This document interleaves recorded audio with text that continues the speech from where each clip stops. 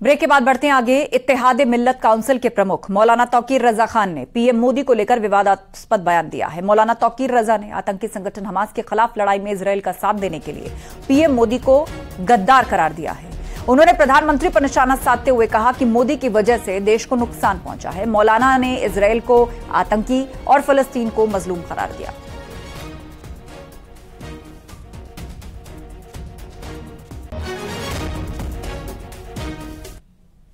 नहीं, जालिम का साथ देना अगर अच्छी बात है तो नरेंद्र मोदी की जितनी हिमायत की जाए वो कम है, क्योंकि नरेंद्र मोदी भी जालिम हैं और इजराइल भी जालिम है, तो जालिम को जालिम के साथ जाना चाहिए। आजम ने तो ये कहा कि हमास एक आतंकवादी हमला किया उसने। आतंकवादी तो नरेंद्र मोदी खुद हैं, हमारे देश में आतंकवाद फैलाने का काम करते हैं। आतंकवादी को चारों तरफ हिंदुस्तान का मुसलमान क्या आतंकवादी नहीं है? क्या हिंदुस्तान के मुसलमानों को आतंकवादी नहीं कहा जाता है? हमास को लेकर जो हमास आतंकवादी कैसे हो गया? किस पैमाने से नरेंद्र मोदी ने यह तय कर लिया कि हमास आतंकवादी है? जो सवाल नरेंद्र मोदी से करना चाहिए आप वो मुझसे कर रहे हो।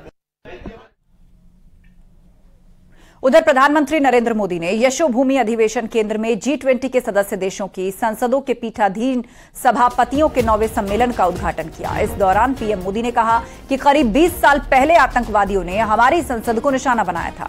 उस समय संसद का सत्र चल रहा था और आतंकवादियों की मंशा सांसदों को बंदी और उनको खत्म करने को थी। दुनिया को भी एहसास हो रहा है कि आतंकवाद दुनिया के लिए कितनी बड़ी चुनौती है। कि भारत दशकों से क्रॉस बॉर्डर टेररिज्म का सामना कर रहा है। आतंकवादियों ने भारत में हजारों निर्दोषों की जान ली है। संसद के नए भवन के पास ही आपको भारत की पुरानी संसद भी दिखाई देगी। करीब 20 साल पहले आतंकवादियों ने हमारी संसद को भी निशाना बनाया था और आप जानकर चौंक जाएंगे कि उस समय संसद का सत्र चल रहा था।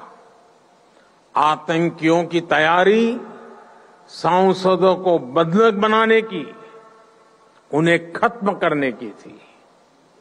भारत ऐसी अनेकों आतंकी वारदातों से निपटते हुए आज यहां पहुंचा है। अब दुनिया को भी एहसास हो रहा है कि टेररिज्म दुनिया के लिए कितनी बड़ी चुनौती है। टेररिज्म चाहे कहीं भी होता हो, किसी भी कारण से होता हो, किसी भी रूप में होता है, लेकिन वो मानवता के विरुद्ध होता है। ऐसे में टेररिज्म को लेकर हम सभी को लगातार सख्ती बरतनी ही होगी।